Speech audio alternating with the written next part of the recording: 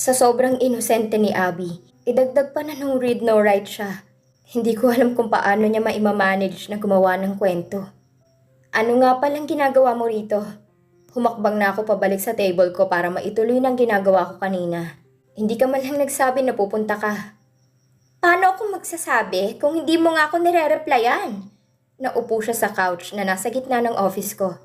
She crossed her arms and legs, pero sa akin siya nakaharap. Babe, gusto ko rin mag-overnight sa inyo. Pwede? Natigil ang ginagawa kong pagtatype sa laptop ko dahil sa sinabi niya at napatingin ako sa kanya. Bahagyang kunot ang noo ko. What? Nakangiti na siya ngayon. Hindi na katulad kanina. Babe, hindi magtatagal at ikakasal na tayo. Wala naman sigurong masama kung mag-sleep over ako sa inyo. Para na rin magkaroon tayo ng quality time. Lalo na sa araw, sobrang busy natin pareho. Tsaka para sabay na rin kaming umuwi ni Abby bukas ng umaga. Ako na magsasabay sa kanya para hindi na maabala si na mom and dad. Ako na pong maghuhugas, Ate Emmy. Malapad ang ngiti ni Chantel na magpresenta kay Ate Emmy para siya nang maghugas ng mga kinainan namin ngayong gabi rito sa bahay. Kakatapos lang namin mag-dinner. Yeah, I had no choice but to bring her here since I couldn't find a valid reason to stop her. She's right. She's my fiancée. And there's nothing wrong with her staying over. Besides, I didn't want to deal with another argument if she asked why Abby could stay, but she couldn't. Kaya naman kanina simula nang dumating siya sa opisina ko, hindi na siya umalis. Doon na kami sabay nag-lunch. Nagpa-deliver na lang kami ng pagkain. At matyaga rin niya akong hinintay ron hanggang sa matapos ako sa ginagawa ko. Mabuti na lamang din at bago kami umuwi sa bahay, ay na-inform ko si Reyna sa chat. Nakasama ko si Chantal pa uwi. Kaya nagawa niyang iligpit ang ilang learning materials na nasa sala at nasa guest room na okupado ni Abby. Naisip ko kasi na baka biglang pasukin ni Chantal ang tinutulugan ni Abby at makita ang mga yon. Are you sure, Chantal? Hindi mo naman yan kailangan gawin. Si Mommy ang sumagot sa kanya at hindi ko alam kung anong pumasok sa isip ni Reyna at bigla itong sumagot sa paraang pabiro. Sige lang Ate Chantal, walang problema, total hindi ka naman bisita rito. Natigilan si Chantal at mariing napatitig kay Reyna. Mabuti na lamang ay agad yun nasundan ng pamilya ka at ang pamilya nagtutulungan dapat. Kaya ikaw dyan sa hugasin, ako naman ang in charge sa pagpupunas ng mesa, alright? Malapad ang ngiti ni Reyna nang ibaling niyang atensyon sa mesa para simulan yun punasan. Mom cleared her throat. Kung ganon, sige, aakyat na ako sa taas. Ayusin ko lang yung isang guest room na para kay Chantel. No need, Tita Caroline. Sa room na lang po ako ni Calix matutulog. Nag-usap na naman kami kanina. At payag naman siya. What? Shit, wala kaming pinag-usapan na ganon. Bahagyang napaubo si Carlex. Sinadya niya yon para kuhanin ang atensyon ko. Nang balingan ko siya saka akong inisihan ng dipunggol. Si Abby naman ang pinansin kong tahimik lang sa upuan niya at nakatitig sa mesa. Pero nakikinig siya sa paligid niya. Si Dad ay nakatayo sa tabi ni Mommy at si Cyrex ay tahimik lang. Abala sa phone niya. Sige. Napilitang sagot ni Mommy. Magdadala na lang ako ron ng ekstrang unan. Hindi kasi sanay si Calix na walang dantayan. Nasa loob na ako ng kwarto ko. Nakasuot na ng pantulog, sweatpants at t-shirt na puti. Habang nakaupo sa gilid ng kama. Nakalapag sa tabi ko ang damit na pantulog. Pati underwear na hiniram ko kay Reyna para magamit ni Chantel. Dahil naliligo na siya ngayon. Naroon siya sa loob ng bathroom ko. And I don't know why I'm feeling this nervous. Sure, it's my first time sleeping next to a woman. But she's my fiancée, right? So why am I so anxious? We're probably not going to do that, right? Or are we? Babe? Napalingon ako sa kanya nang tawagin niya ako. Nakatayo na siya ngayon sa tapat ng pintuan ng bathroom. At tanging robe lang ang suot. Agad akong tumayo sa gilid ng kama. Lalabas muna ako. Hindi ko siya hinintay na makasagot. At agad kong tinungang pinto para makapagbihis siya ng maayos. Pumunta ako sa kwarto ni Cyrex para doon muna magstay. Dahil alam kong kapag sa kwarto ni Carlex ako pumunta, aasarin lang ko ng yawa na yun. Pero hindi ko inaasahan na aabutan ko rin si Carlex sa kwarto ni Cyrex. Base sa tawa niya mukhang akong pinag-uusapan nila. Lalo ko pa yun nakumpirma nang tumhikom ang bibig ni Carlex. Oras na pumasok ako sa loob. Pinabackstab niyo na naman ako? Sita ko sa kanila. Sabay bagsak ng katawan ko sa gilid ng kama ni Cyrex. Umusog si Cyrex sa kabilang side. Si Carlex naman ay nakadapa sa bandang paanan. Bakit umalis ka sa kwarto mo? Naku, kung sa kwarto ko lang may chika babes, hindi ako lalabas. Doon na ako tutubuan ng balbas. Si Carlex, sinundan pa yun ng halakak niya. Why are you suddenly playing matchmaker for Calix and Chantel? Weren't you the one who told us she's bitchy? Cyrex questioned with a raised eyebrow. Di ko naman sila minamatch. Ang sa akin lang, binata na yung kakambal natin at may pangangailangan din. Ngayon ang pagkakataon niya para maging totoong tao. Basta, wag lang niyang pupunlaan si Maring Chantel. Muling natawa si Carlex, kaya agad kong inabot ang isang una ni Cyrex at ibinato sa kanya. Nasalo niya yun agad, kaya lalo niya akong tinawanan. Why are you getting annoyed? I'm just stating the facts. Alex, you're 24 already and still an innocent.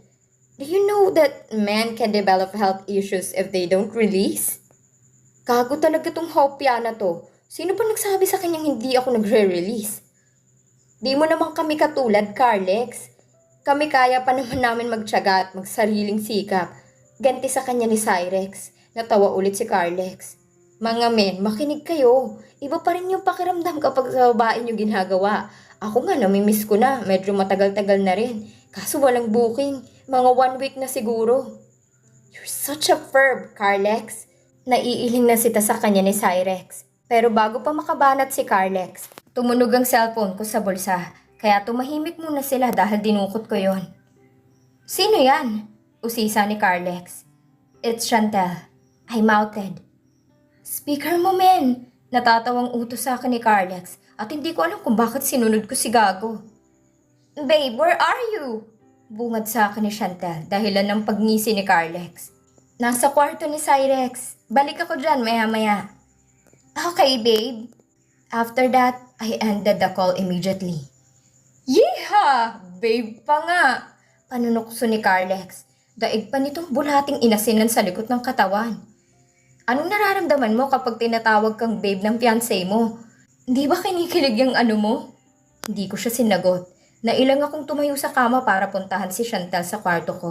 Pero bago ako makalabas sa pinto, may pahabol pa si Carlex. Sana all my babe. Ako may tumawag lang talaga sa akin na babes. Promise, lalaklak ako ng Cerelac. Pagbukas ko sa pinto ng kwarto ko, agad din ako natigilan dun sa tapat. Hawak ko pa rin ang doorknob at hindi ako natuloy humakbang dahil sa natanaw kong suot ni Chantel. Instead na suotin niya ang ternong pajama na hiniram ko kay Reyna. T-shirt kong suot niya.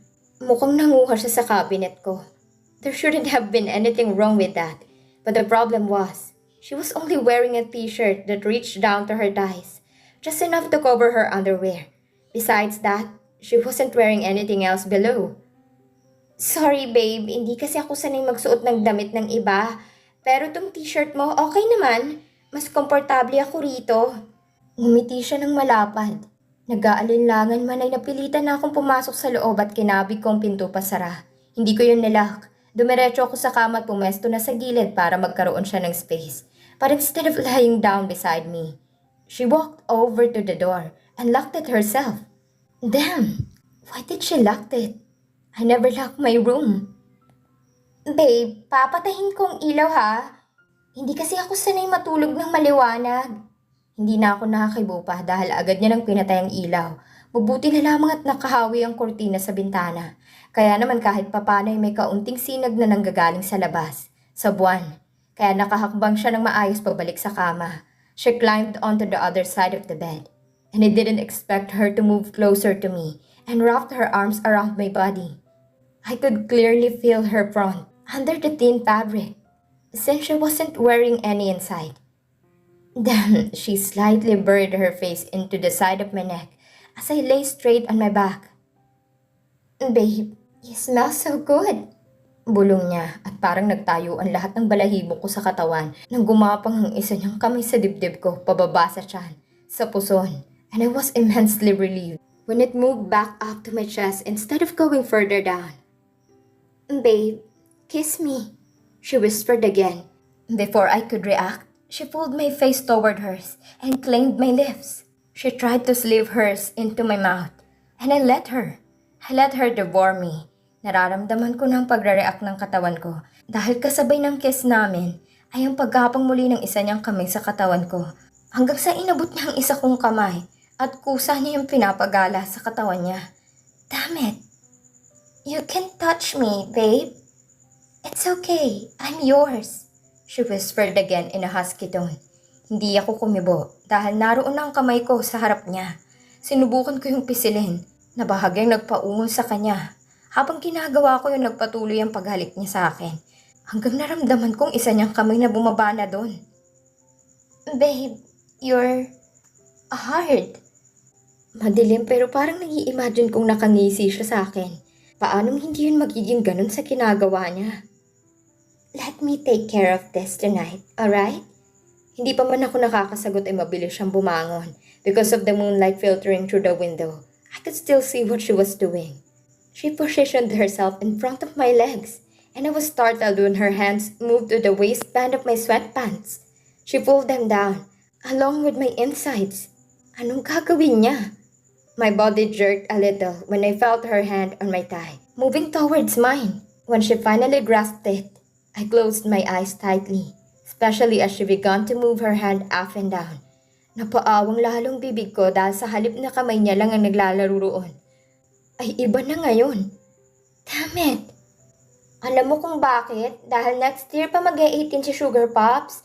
In short, si Sugar Pops ang minamatch sa'yo ni Lolo Don A na dapat mong pakasalan, hindi si Chantel. Kapag lumalabas po sila nila Ate Chantel at Mommy, hindi nila ako sinasama. Iniiwanan nila akong mag-isa sa bahay. Wala pa po kaming katulong noon kaya natatakot po akong mag-isa. Tapos iniiwan po nila ako na walang pagkain. Kaya dati natatandaan ko po na napilitan akong kainin yung dog food ng aso naming si Wana nung 5 pa lang ako. Nung panahon na yun, si Abby pa lang ang alam niyang anak niya, kaya si Abby ang ipinagkasundo niya. Mas matatanggap ko pa kung si Abby magiging babe sister-in-law ko. Wait, Chantel, stop! I interrupted her, matapos umeko sa pandinig ko ang mga salita ng kapatid ko, ni Daddy at Abby. When she paused, I quickly sat up and reached for my insides and sweatpants to put them back on. Kahit madilim sa kwarto, ramdam kong pagkunot ng noo ni Chantel. Babe, what's wrong? She asked, puzzled. Pero hindi ako kumibo. Noong nakasuot na ng maayos ang sweatpants ko, tsaka ako bumaba sa kama at inabot ng isang unan. Babe, where are you going? Sa kwarto ng kambal ko. Matulog ka na, Chantel. Pareho tayong may maagang trabaho bukas. Tsaka ako dumiretso sa pinto at lumabas. Papunta na sana ako sa kwarto ni Cyrex nung bigla kong nasalubong si Abby. Napahinto ako sa paghakbang at ganun din siya.